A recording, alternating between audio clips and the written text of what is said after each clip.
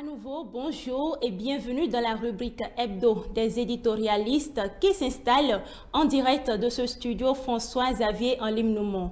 Dans un instant, mes confrères et moi nous parlerons de la victoire de Donald Trump aux élections présidentielles américaines, les récentes décisions du gouvernement dans le secteur de la santé pour renforcer le bien-être des populations et le rapport d'activité du président Louis Vlavonou rejeté par les démocrates. Les confrères, il s'agit du directeur de publication du journal Le Paraclet, Obrian Kadja. Bonjour. Bonjour, chère Ruth. Bonjour, chers confrères et bonjour aux téléspectateurs. À ma gauche, j'ai le directeur de publication du journal L'Emblème du jour, Joël Émeric Alagbé. Merci d'être là. Merci Ruth, merci aux téléspectateurs et merci aux confrères de télé. Et le troisième sur ce plateau, c'est Chira Noubé, directeur de publication du journal Le Chronomètre. Bonjour à vous, bonjour à télé et à tous les amis téléspectateurs de cette télévision. Alors, on va justement démarrer par vous. Je disais tantôt, Donald Trump a remporté la course à la présidence américaine contre Kamala Harris avec 277 grands électeurs nécessaires pour la victoire. Qu'est-ce que vous retenez de cette élection? Ce que je retiens d'abord de cette élection aux États-Unis, c'est que les choses telles que nous les pensions de l'autre côté ne sont pas souvent ça.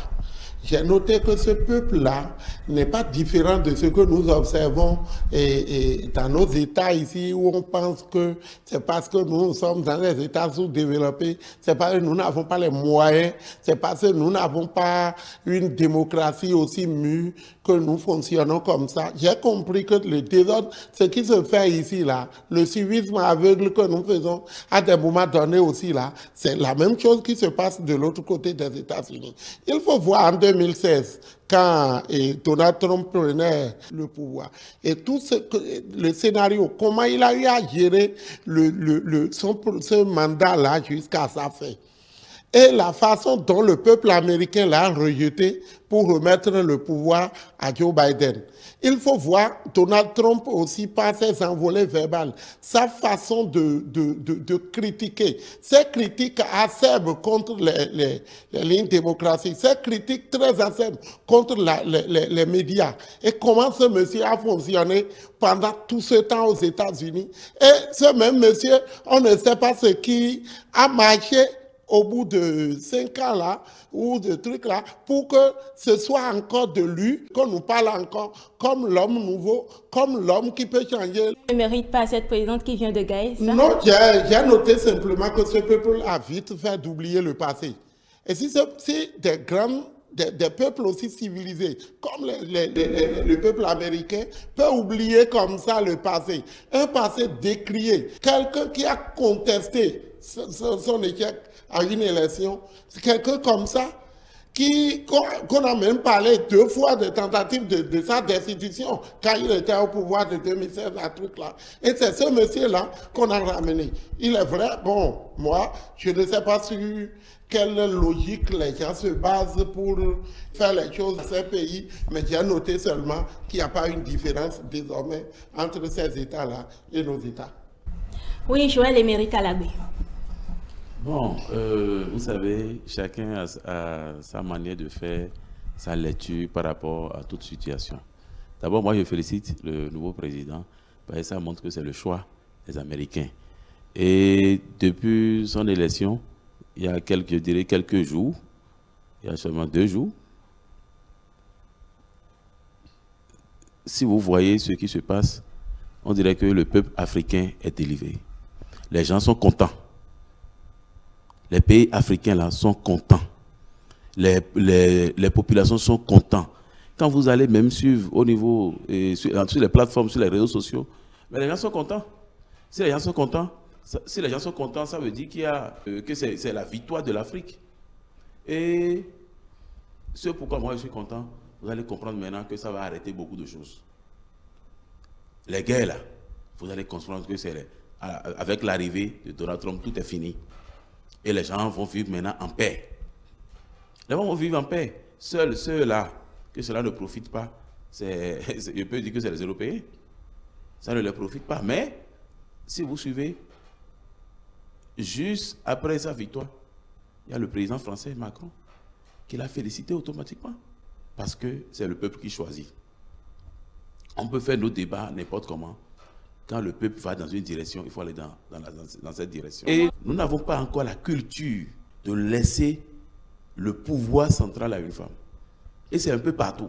Nous n'avons pas. Je quitte même là-bas et reviens au Bénin. Une femme candidate par un parti politique au Bénin, vous prenez un grenouille de l'autre côté, même qui ne pèse rien, il va battre la femme.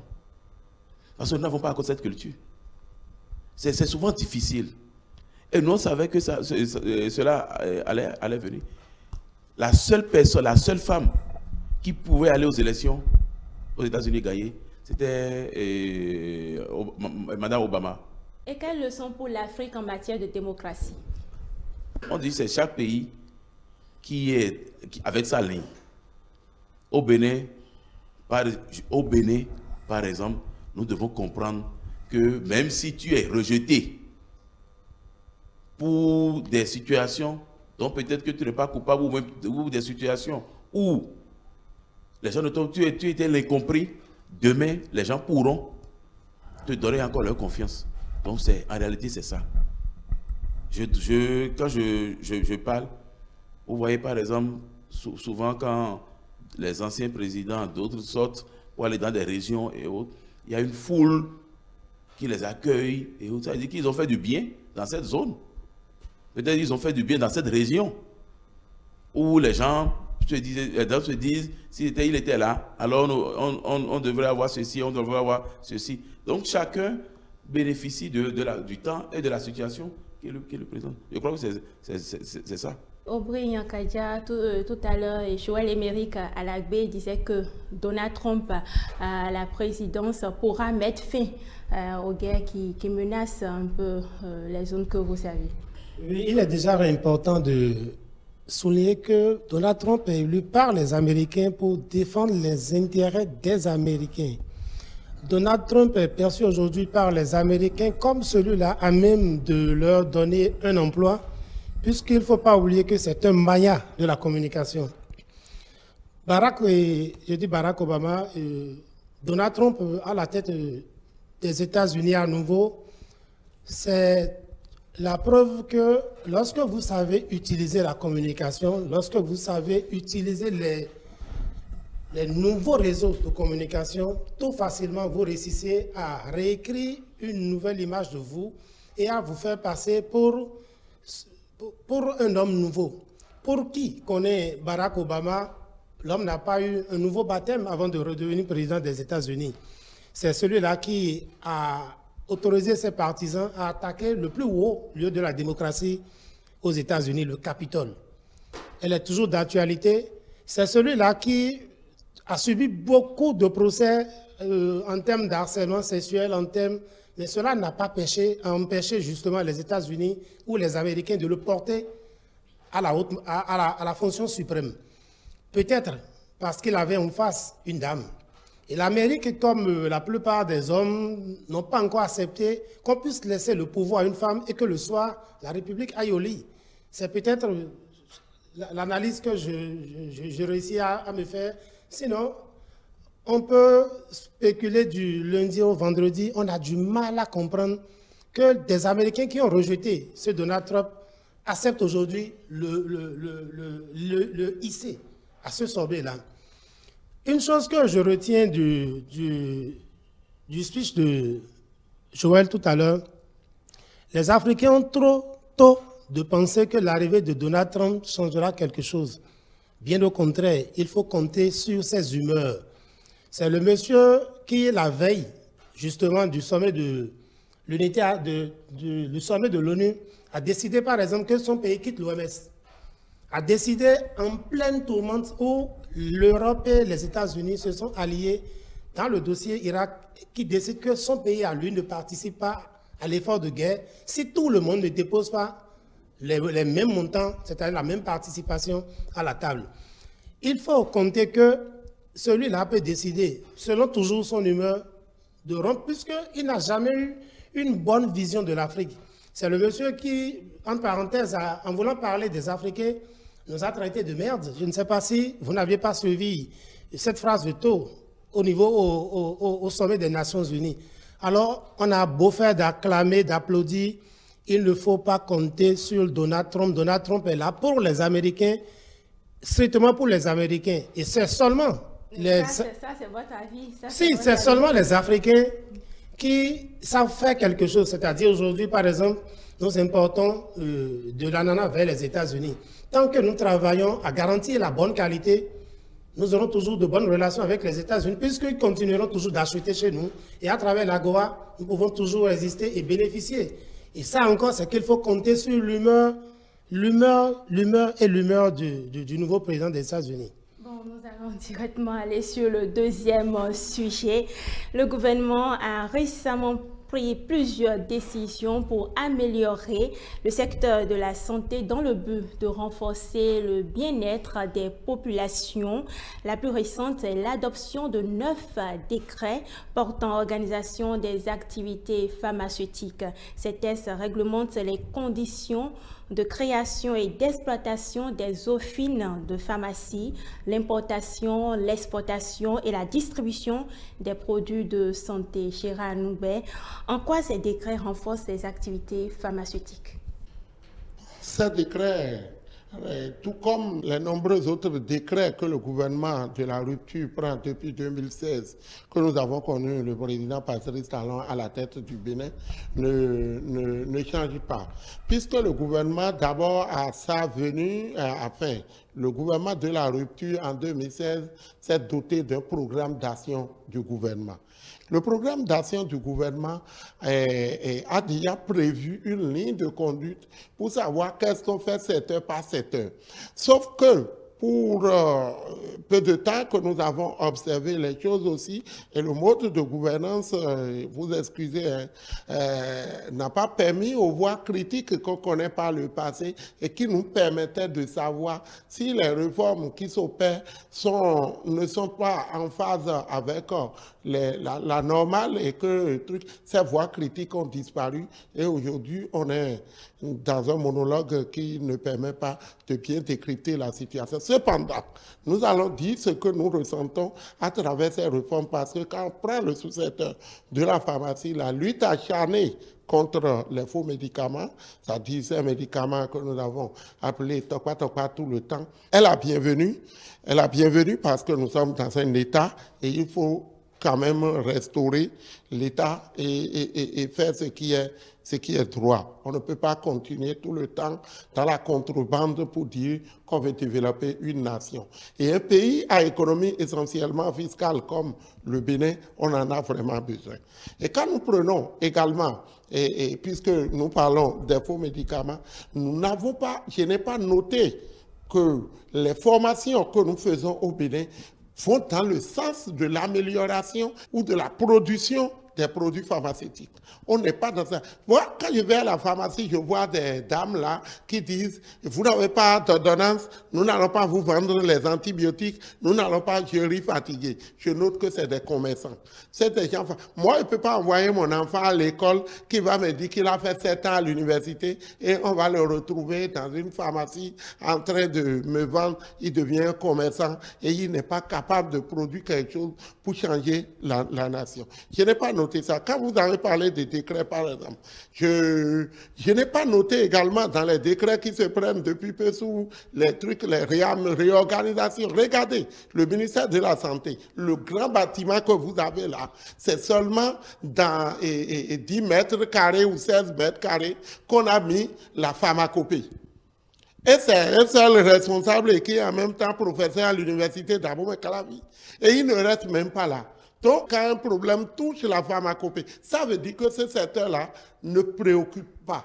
Et on a comme impression que tel que les choses se passent, ça donne raison à notre ami le franco-béninois qui n'est plus français maintenant, et Kemi Seba qui pense que c'est tel que les choses se passent à la mesure du colon. Alors qu'en réalité, de très bonnes choses se font et le gouvernement a besoin seulement d'un petit réglage, de réorienter les choses vers nos produits aussi, pour permettre permettre à la pharmacopée de connaître un essor afin que les produits, nos tradis thérapeutes puissent commencer à aller à la professionnalisation, les associer avec les scientifiques, les associer avec ceux qui sont formés à l'université d'Abo et Calavi pour que nous commencions par sortir quelque chose de vraiment potable. Donc les réformes qui se font là, c'est pourquoi le peuple ne note pas encore une réforme à sa mesure. On a noté que ces réformes qui se font, c'est pour arranger seulement certaines personnes, certainement que nous ne comprenons pas. Le gouvernement, oui, si vous permettez un peu, le gouvernement dans sa ligne de conduite, par exemple ce qui se fait avec les hôpitaux qu'on est en train de construire, le personnel qui est formé et également tel que la réforme permet de bannir la corruption dans nos hôpitaux et tel que les choses se font, on devrait mettre également un accent particulier sur les nôtres qui travaillent dans ces secteurs-là pour leur donner un coup de pouce, pour montrer que ce qui se fait mérite d'être encouragé et donner quand même un truc à nos produits locaux. Au contraire, qu'est-ce qu'on a fait? On a refusé de diffuser les trucs à caractère. On va laisser Joël Émeric Alavé continuer. Merci beaucoup. Vous savez, quand vous êtes soucieux de vos populations, vous êtes soucieux et de leur devenir, vous devez être d'abord soucieux, premièrement, de leur santé. C'est pourquoi je loue le gouvernement de la rupture et je salue son chef à travers les réformes sur le plan sanitaire. Et en dehors de ces réformes, ça n'a pas commencé aujourd'hui. Quand ils étaient venus, ils ont réglé beaucoup de choses dans nos hôpitaux. Quand tu n'as pas les moyens, quand tu n'as pas de connaissances, quand tu amènes un malade à l'hôpital avant, il va rester là, il va mourir. Et tu vas prendre ton corps, l'envoyer à la morgue et l'enterrer. Et aujourd'hui, quand vous allez dans les hôpitaux, que vous ayez les moyens ou pas, que vous ayez de l'argent ou pas, il y a d'abord les premiers soins. D'abord, ils s'organisent pour pouvoir le faire. Mais maintenant, aujourd'hui, nous n'avons pas encore atteint un niveau où on peut équiper tous les hôpitaux au même niveau. C'est pourquoi aujourd'hui, avec le programme d'action du gouvernement, nous avons le Chil qui est là. Et le Chil, avec le Chil qui est implanté à Calavi, nous n'allons plus aujourd'hui envoyer nos gens à l'extérieur. Et le gouvernement, dans sa politique, a appelé les Béninois qui sont en train de travailler à l'extérieur. Quand vous allez pour les opérations, quand vous allez à l'extérieur un peu partout en France, mais ceux qui sont réellement les médecins, ceux qui sont les docteurs, ceux qui sont les chirurgiens et autres, là, c'est rien que des Béninois.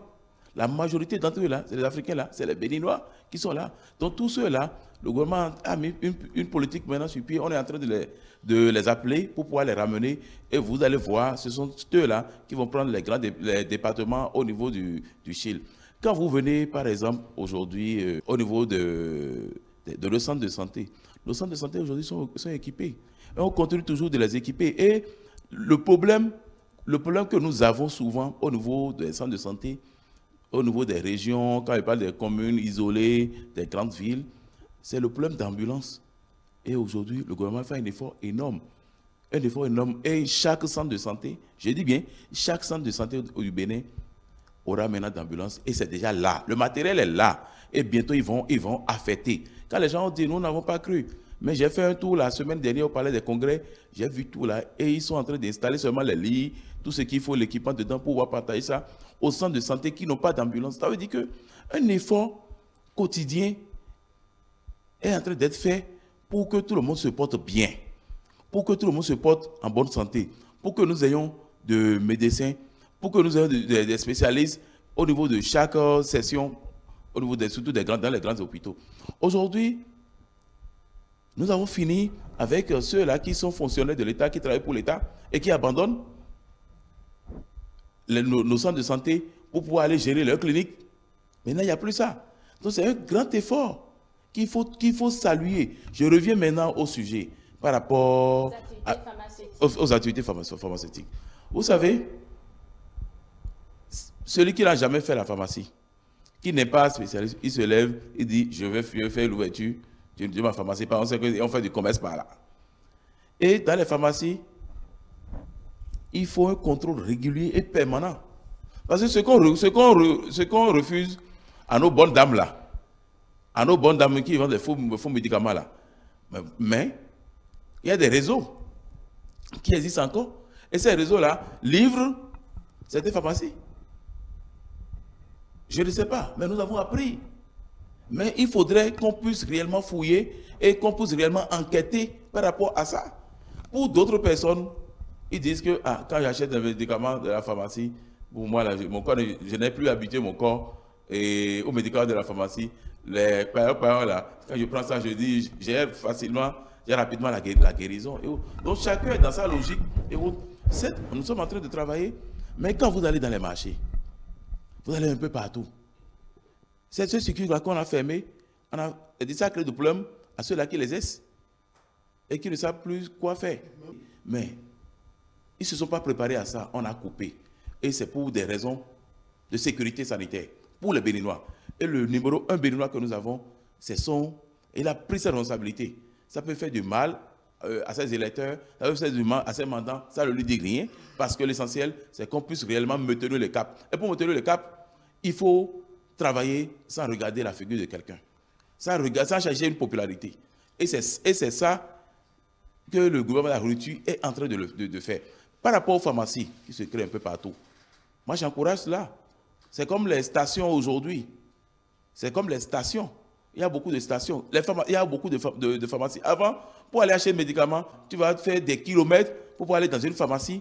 Mais aujourd'hui, avec le rapprochement des pharmacies auprès des populations, dans les arrondissements et autres, ça vient régler un problème. Mais il faut le suivi, il faut le contrôle.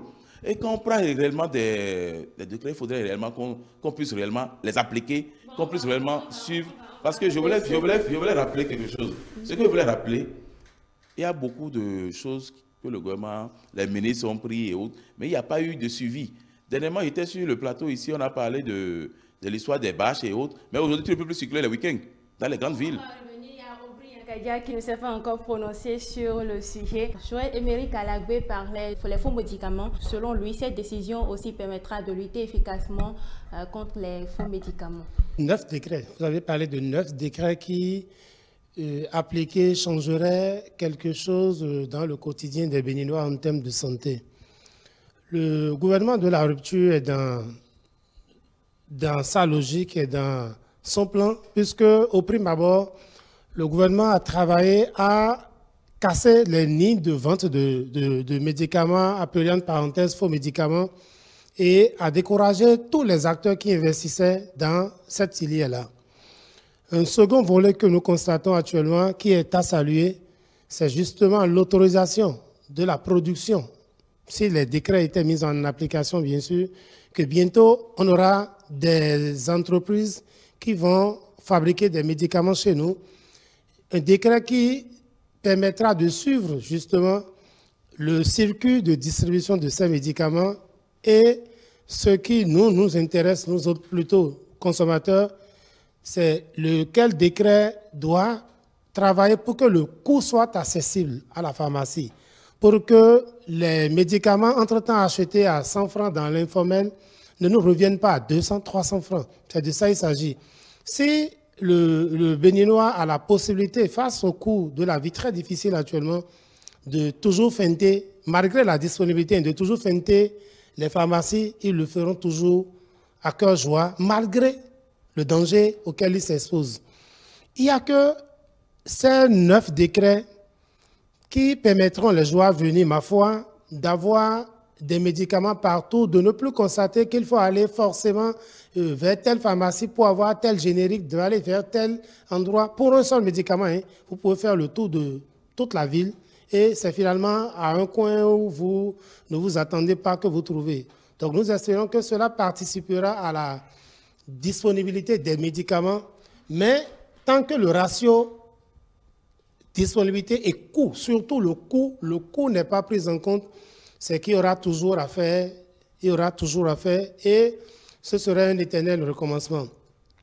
J'aurais fini en disant que prendre des arrêtés, c'est une chose, l'appliquer est justement le terrain sur lequel nous, on attend le gouvernement.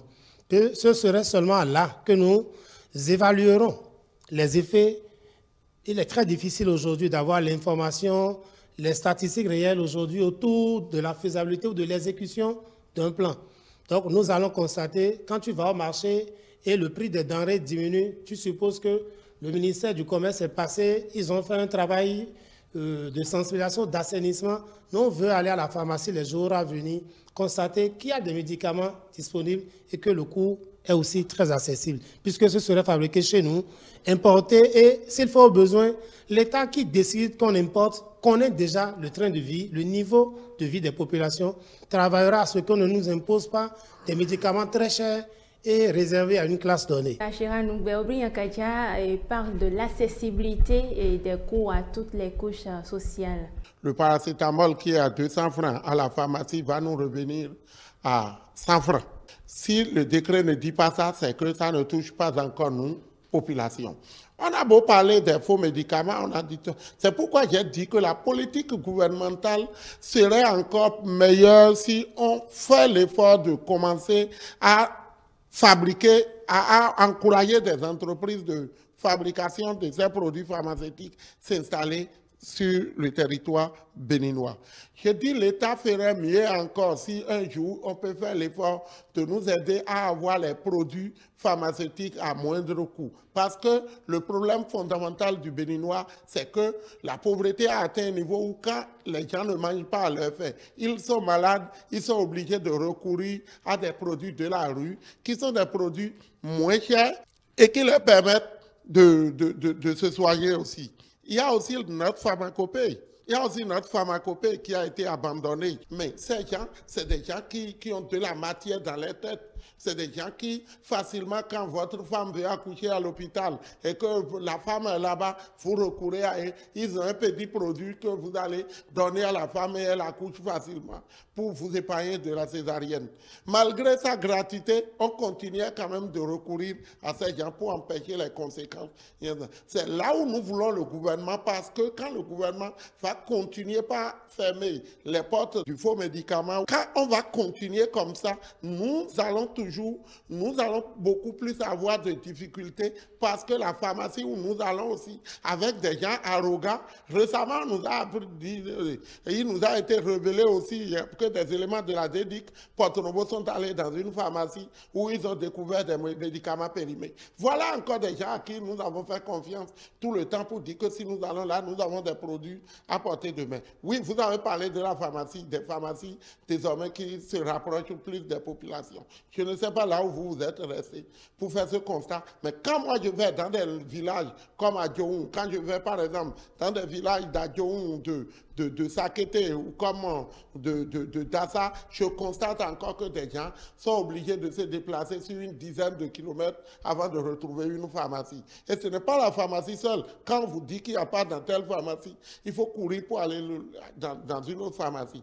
Les centres de santé communaux, c'est-à-dire les centres de santé d'arrondissement aussi, à cause des réformes et des menaces anticorruption qui sont installées, c'est des gens, vous allez voir, c'est des gens qui sont devenus haineux contre les malades et ils ne vous accueillent pas tel qu'ils avaient l'habitude de le faire. Les produits également ne sont plus accessibles à leur pharmacie. Et des produits qui sont accessibles là, on vous empêche de les acheter sur place. C'est ce qu'il faut que les gens sachent désormais. J'ai appelé le DDS Ouémé plusieurs fois, je lui ai signalé des cas où je suis allé moi-même à la pharmacie et dans un centre de santé pour signaler que je suis malade, j'avais le palu, je faisais un truc là, et j'ai demandé comme contrôle. La dame a oublié même de prendre ma tension, et c'est quand je partais qu'il disait « Ah, viens, j'ai même oublié ça ». Et elle faisait ça, et elle me prescrivait des produits pour me demander d'aller acheter ça dans un centre de santé. Et c'était des produits dont les similaires, il y a une autre forme qui existe, mais au centre de santé, là, et à moindre coût, elle dit, ah non, non, non, non, qu'elle n'a pas l'autorisation de m'orienter vers ça. C'est à la pharmacie qui m'a dit non, mais elle pouvait te dire d'acheter Coatem ou quelque chose de thème là, ici, non. Et pourquoi elle t'envoie à la pharmacie pour acheter tout ça? Donc, vous soulevez le problème de non-disponibilité des pharmacies d'une dans méchanceté. certaines... Non, je pose le problème de méchanceté des agents sur place à accompagner ces réformes du gouvernement. C'est ça que je dis. Pour dire que le gouvernement, même qui a la chicotte en main, a oublié que les gens derrière qui il a ces chicottes-là, c'est des gens durs dans la tête qui refusent de céder sur le terrain. Oui, Joël Emerick Alagbe. Oui, je suis totalement d'accord qu'il faut toujours continuer dans la sensibilisation, surtout avec les agents de santé et autres. Et le gouvernement, les zones où il n'y a pas souvent de pharmacie, quand vous allez dans les centres de santé, il y a toujours une partie qui est réservée pour la pharmacie, pour les médicaments de première nécessité, pour tout le monde, pour déjà prendre les premiers soins, avant qu'on vous envoie, on vous délivre d'ordonnance où ils n'ont pas de produit. C'est quand ils n'ont pas de produit là que vous sortez de la maison, que vous sortez du centre de santé pour pouvoir aller ailleurs au niveau de la pharmacie. Mais les médicaments, comme le palu, comme ceci, et autres, vous pouvez trouver tout ça dans les pharmacies. Il est vrai que pour d'autres personnes, ils se disent, ah non, quand je suis malade, c'est ceci, j'ai l'habitude d'utiliser et ça me va. Et quand toi-même tu dis ça, un médecin, on te dit que c'est de ça, donc tu es obligé d'aller à la pharmacie. Ce qu'il faut demander, la maladie n'est pas une bonne chose.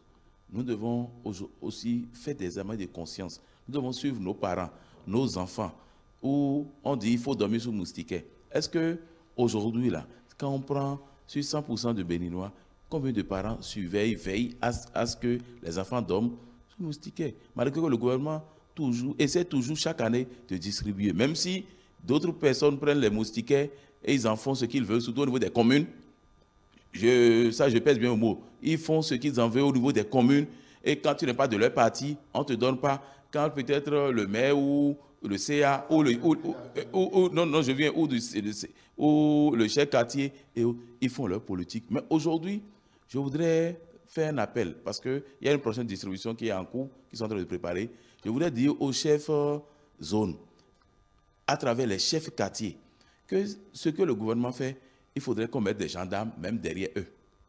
Moi, je veux qu'il y ait des gendarmes derrière eux pour que ceux-là qu'on a recensés, réellement, qui prennent... Les gens ont des tickets, des reçus dans la main, mais on ne leur donne pas parce que... Et on remplit la fiche, on signe, comme si on les a déjà donnés. Bon, ils iront se plaindre à qui? C'est nos parents là, surtout dans les villages et autres, ne connaissent personne. Il y a des villages même où les gens ne savent même pas qu'ils ont de commissariat. Là, ils ne connaissent même pas. Qu'est-ce qui va les amener? Le cultivateur qui est dans son champ là-bas, en train de... Vous me suivez? Non, je viens. Et le gars est dans son champ, en train de élaborer. Si quelque chose ne l'amène pas au commissariat, et il a fait quoi au commissariat? Et les populations aussi doivent aider le gouvernement. Comment aider le gouvernement? Par exemple, si vous voyez, par exemple, dans votre zone, dans votre quartier, il y a telle bonne dame qui vend encore de faux médicaments, mais allez au niveau de la police pour pouvoir signaler. Parce que c'est ce que le gouvernement demande. Quand vous voyez peut-être dans un marché, on vend, allez les signaler. Quand vous voyez, par exemple, c'est des dangers. C'est des dangers pour la République. Certes, les gens d'autres personnes sont guéries, mais certes, on a la guérison rapide, parce que ces médicaments, il y a beaucoup de drogue dedans. On a la guérison rapide, mais ce que ça nous crée dans le futur, on ne sait pas. Quand je reviens par rapport au truc de pharmacopée dont parle Gérard Nongbe, mais c'est ces trucs-là qui nous donnent le problème de rein demain. C'est ça qui nous crée ça travaille, c'est comme les médicaments sur lesquels on met du Solabi de mon village, on met sur ça, on prend les médicaments et autres, on ne sait pas, on mélange tout. Quand quelqu'un se relève, il dit, il faut prendre l'absi, il faut prendre racine de ceci, on met dedans, il faut mettre tout là dedans, on met sur la bide. Et rien n'est contrôlé. Rien n'est contrôlé. Donc c'est pourquoi il faut toujours un contrôle, même ceux qui exercent ce truc-là. Il faut réorganiser le secteur comme il a dit, pour pouvoir contrôler les gens, afin de savoir que celui-ci est agréé à faire ceci. Celui-ci, on a suivi son truc, sa démonstration, quand on a essayé, c'est bon, tout est aux normes.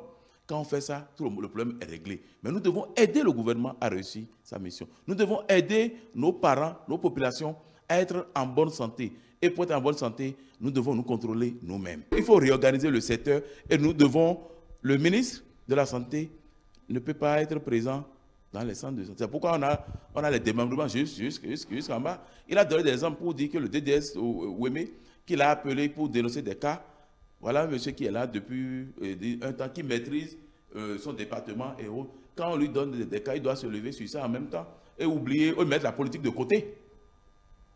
Et mettre la politique de côté pour pouvoir vite agir et autres. Parce que les journalistes sont des éveilleurs. Les journalistes ont des informations. Et quand les journalistes vous approchent et autres, et je le sais, je profite pour lancer un appel. Il y a des gens que même, on les appelle, et on les appelle et ils décrochent pas, alors qu'on veut les aider dans l'exercice de leur fonction et pour pouvoir faire passer un message, par exemple, du gouvernement. Alors, Brian Kadia, Joël Émeric Alagbé parlait de la réorganisation de ce secteur-là. Brian Kadia, comment réorganiser ce secteur selon vous? Non, la réorganisation de ce secteur est déjà la tâche du ministère de la Santé. Le ministère de la Santé qui sait qu'au-delà des efforts, que le secteur pharmacopée reste aussi un maillon très essentiel, surtout dans la couche vulnérable. Des tout premiers où, quand il y a une petite difficulté de santé, se retourne toujours vers la feuille, les thérapeutes, en tout cas, les recettes de grand-mère, comme nous aimons le dire. Donc, et pour la plupart du temps, rassurez-vous, ils ont la guérison. Une guérison peut-être qui ne reste pas dans le temps, puisque la dose n'est toujours pas respectée, le suivi n'est toujours pas bien fait. Je voudrais revenir sur les efforts du gouvernement, toujours en matière de santé, pour saluer une décision dont on a parlé ici une fois déjà. C'était l'allègement de la douane et autres taxes pour les médicaments de dialysés, des kits de dialyse, mais qui aujourd'hui montre qu'il y a eu un tout petit soulagement, puisque le dialysé est déjà quelqu'un diminué, qui n'a plus toute sa capacité pour aller chercher de l'argent. Nous ferons toujours le plaidoyer au gouvernement de rendre cette opération gratuite entièrement. Ce serait la seule façon de sauver ces personnes aujourd'hui en situation très difficile. Une chose est de prendre les décrets, je l'ai dit. L'autre chose est de veiller à mettre des hommes de très bonne qualité, de très bonne moralité et surtout des pratiquants et des connaisseurs de la chose. La pharmacie n'est pas moi ma tasse de thé. J'ai appris à écrire, à bavarder au micro, c'est ce que moi j'ai choisi. Eux, ils ont choisi sauver des vies, faire la pharmacie, prendre soin des patients en situation difficile. Il faut veiller à laisser dans l'application de cette décision aux praticiens de la chose, qu'on n'y ajoute pas des politiciens qui ne font que gâter justement la justesse des mesures. Émeric aussi, il parlait aussi de l'accompagnement de la population dans ces décisions-là. La relation est aujourd'hui un peu tendue entre la population et justement le corps de la santé. Quand vous faites un tour dans les hôpitaux, je ne trahis aucun secret, je ne sais pas, je ne suis pas du corps de la santé, mais il y a que les hommes de la santé se limitent au service minimum, ils font ce qu'ils peuvent et rassurez-vous, quand elle finit ou il finit son heure de garde, ne pensez pas qu'il perdra encore son temps, il te dit qu'il n'y a plus d'heures supplémentaires. Ah, il n'y a plus d'avantages dans la chose. Donc, on comprend qu'il n'y a plus de motivation réelle aussi, sauf ceux qui sont entrés dans la chose par amour. Et la population aussi, quand on vous dresse une fiche d'ordonnance, écoutez, il faut être courageux pour garder l'île jusqu'à la fin. C'est un long chapelet. Et à la pharmacie, quand vous faites semblant de demander les prix pour voir ce qu'il y a dans votre poche, on vous écrit en même temps, vous êtes obligé de dire, vendez-moi les deux qui sont là, je vais revenir. Donc c'est une relation difficile autour de laquelle les différents acteurs devront travailler, communiquer pour que un semblant d'amour apparaisse au moins un peu aujourd'hui, puisque le désamour, il est là, il est total. Le médecin, vous venez, vous êtes passé à la caisse, vous savez que vous êtes passé à la caisse, vous avez payé. Il prend tout son temps, c'est quand il finit qu'il regarde pour dire oui, alors qu'il sait que tu n'es pas venu au marché pour acheter de la tomate, c'est sûrement que tu as un problème de santé pour être là. Donc, il y a que chaque acteur va voir qu'est-ce qu'il peut faire à ce moment-là pour que tout fonctionne normalement. Alors, c'est sur vos propos que nous allons finir avec ce sujet, ou bien Gérard Noubert, vous avez quelque chose à ajouter?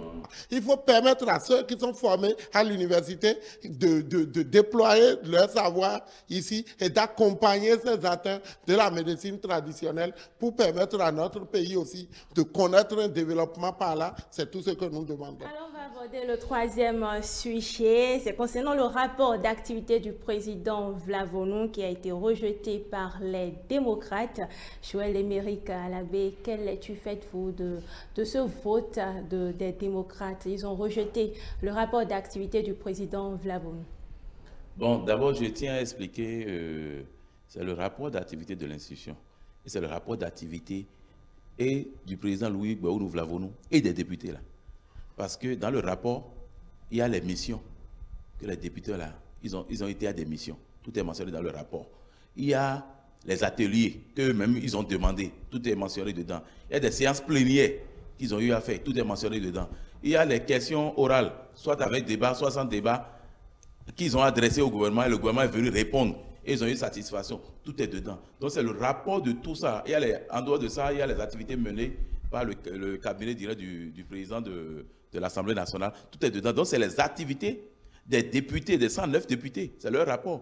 Et le rapport, tous les 109 députés ne peuvent pas venir présenter le rapport du temps qui est donné, parce que ce rapport concerne les activités menées au Parlement du 1er avril au 30 septembre.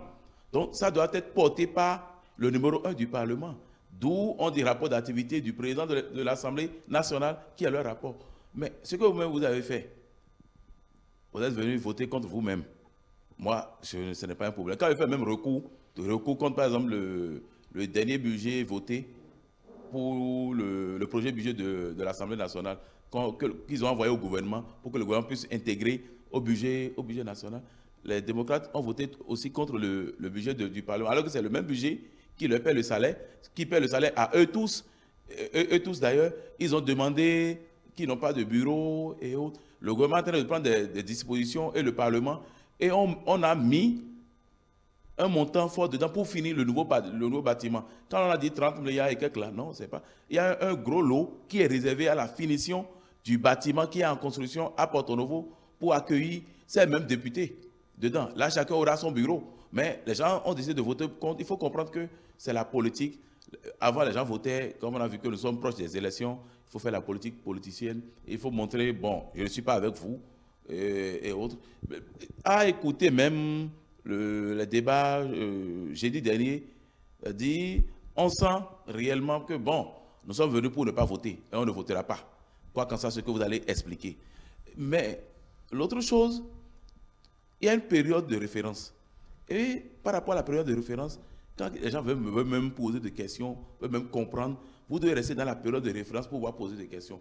Mais quand je fais une synthèse de tout ce qui a été demandé par les députés démocrates, c'est comme si ils sont sortis de la période de référence par rapport au rapport d'activité.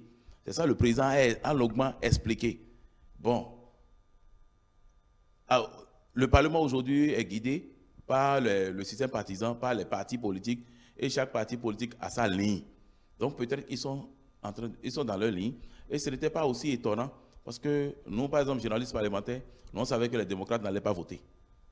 Et ça a été également fait. On savait que le BR allait voter, on savait que l'UP Le Renouveau allait voter. Donc chacun suit sa ligne et autres. Mais l'autre chose, c'est dit au-delà. On va y revenir, Gérard Noubert, à un mot à dire par rapport au sujet. Bon, moi, je ne vais pas voir la chose dans ce sens parce que le terrain politique n'est pas le marché de Tantokwa où chacun vient vendre tomates, l'autre vend les pailles et l'autre peut venir également vendre de la moutarde. Je sais que sur le terrain politique, chacun a une vision à défendre. Et nous parlons ici de l'opposition. Quand on parle du parti, les démocrates, c'est l'opposition et c'est des gens expérimentés. Quand on dit qu'ils votent contre le rapport d'activité, oui, c'est toujours comme ça pour tous les groupes. Moi, j'ai milité au sein des organisations non gouvernementales. Quand il s'agit d'aller en assemblée générale extraordinaire ou ordinaire, et quand le sujet défendu ou le truc ramené ne permet pas ou ne cadre pas avec ma vision, selon l'évolution des choses, je suis en mesure de rejeter ou d'exprimer ma voix à travers un vote. Et c'est d'ailleurs ce que les démocrates ont fait. Oui, vous avez parlé de l'amélioration de leurs conditions au niveau du Parlement et que les 30 milliards, une partie, devraient servir à équiper leurs bureaux et à faire et tout au niveau du nouveau Parlement. Oui, c'est vrai. Mais si le nouveau Parlement manquait de ressources, on nous aurait parlé d'avenant pour compléter et faire là-bas. Mais on ne va pas nous dire que c'est le budget du Parlement, le budget exercice 2000 et du projet de 2025 de l'Assemblée qui servirait à faire ça. Je m'inscris en faux pour ça, pour dire que ce que les gens défendent ont aussi un sens là que nous devons chercher à plutôt comprendre. Il est vrai, ils ont une conférence de presse, il y a une conférence de presse annoncée, et certainement qui va permettre d'éclairer l'opinion par rapport à ci et ça, mais ce que nous savons, dans un cas comme dans un autre, l'opposition est dans son rôle, puisque c'est ces voix critiques qui permettent à nous, journalistes, à nous, journalistes, de savoir ce qui se passe pour savoir que tout n'est pas rose. On va donner la parole à Aubry Yankadia. Oui, Aubry Yankadia, selon Chira Noubert, c'est la position des démocrates qui leur permet de voter contre ce rapport. Mais le contraire aurait étonné tout le monde. L'Assemblée est le haut lieu de la politique. On ne vient pas là pour acclamer. Et chaque parti a son courant, a sa ligne éditoriale, comme on le dit, et a sa vision, sa façon de voir les choses. Ne vous attendez pas à ce que les 28 démocrates s'asseyent pour acclamer justement le président de l'Assemblée pour lui dire « vous avez bien fait ». Lui donner cette carte blanche pour dire que tout est parfait dans ce qui est fait, c'est dire qu'il n'y a pas eu d'erreur dedans et que tout ce qu'eux-mêmes attendent comme doléance, tout est pris en compte. Quand vous ne vous retrouvez pas dans quelque chose, c'est toujours bon, surtout la chose politique, de crier haut et fort, nous ne sommes pas d'accord. Vérifiez bien, vous allez voir qu'il y a eu certainement des amendements, qu'il y a eu certainement des préoccupations que l'opposition a eu à transmettre au président de l'Assemblée, pensant que tout ceci serait pris en compte et ils ne se sont pas retrouvés dedans. Ils ne se sont pas seulement retrouvés dedans. S'ils s'étaient retrouvés dans tout ce qui est fait, comme Joël l'a dit, ensemble, si c'était fait vraiment ensemble, au vrai sens du mot, il n'y a pas de rapport, il n'y a pas de raison que ce rapport ne soit pas voté à l'unanimité. En politique, c'est des coups. Et 2026 se joue déjà à l'Assemblée. Oui, pour finir, Joël Émeric Alamou. Je voudrais corriger les propos de M. Noubert Gérard. Le gouvernement n'a pas donné un budget pour la construction du siège de l'Assemblée nationale. C'est le Parlement, depuis plus de 3 à 4 ans, qui a programmé cela. Et on met un montant, dedans pour pouvoir faire face aux dépenses en charge de la construction. Donc ce n'est pas un truc à part. Donc c'est chaque année dans le budget du Parlement, on met un montant pour la construction du siège. Et c'est ça qui est exécuté. Ça fait un. Secondo, par rapport aux amendements dont parle Aubry, regardez par exemple, on évoque l'histoire de désignation des députés, le représentant des députés à la HAC, que c'est à cause de ça que je n'avais pas voté pour le rapport d'activité. Qu'est-ce que cela a à voir avec le rapport d'activité? Un truc où on dit, on fait un rapport, la commission des lois fait un rapport pour dire il y a 3 personnes à désigner par le Parlement. Le Parlement désigne 3 personnes, mais compte tenu des 3 groupes parlementaires, la majorité désigne 2 et la minorité désigne 1 personne. La majorité aujourd'hui, c'est l'UP Le Renouveau, qui a assez de députés, qui a désigné 2, et minorité, soit ça peut venir du BR, ou ça peut venir des démocrates. Vous avez boycotté la séance, vous êtes sortis. Et une partie de la minorité a proposé. C'est ce qui a été fait. Mais maintenant, vous revenez sur ça pour dire que c'est d'abord une condition pour vous et autres. Alors que le TKD est déjà installé, on a fini RAC là, on est en train de penser déjà à la prochaine RAC. Donc si vous voyez un peu ça, donc c'est des sujets qui, pour moi, ça ne tiennent pas. Ce n'est pas même dans la période référentielle par rapport à au rapport d'activité. Le rapport d'activité, c'est le rapport d'activité de tous les députés. C'est le rapport d'activité de tous les... Mais avant, ils votaient, non? C'est parce que les élections sont proches. C'est parce que les élections sont proches. C'est tout. Et on veut montrer que nous sommes de l'opposition. Tout ce qui est bien, il faut dire que c'est rouge. Nous allons conclure ce plateau. C'était l'hebdo des éditorialistes. Nous avons abordé 3 sujets sur ce plateau. En premier, la victoire de Donald Trump aux élections présidentielles américaines. En 2, les récentes décisions du gouvernement dans le secteur de la santé pour renforcer le bien-être des populations. Et en 3, le rapport d'activité du président Louis Vlavonou rejeté par les démocrates. Nous étions sur ce plateau avec Joël Émeric Alagbé, le directeur de publication du journal L'Emblème du jour. Le deuxième sur ce plateau, Aubry Yankadia, le directeur de publication du journal Le Paraclet. Et le troisième, Gérard Nouguet, le directeur de publication du journal Le Chronomètre. C'est tout pour l'hebdo des éditorialistes, mais dimanche, c'est politique se poursuit.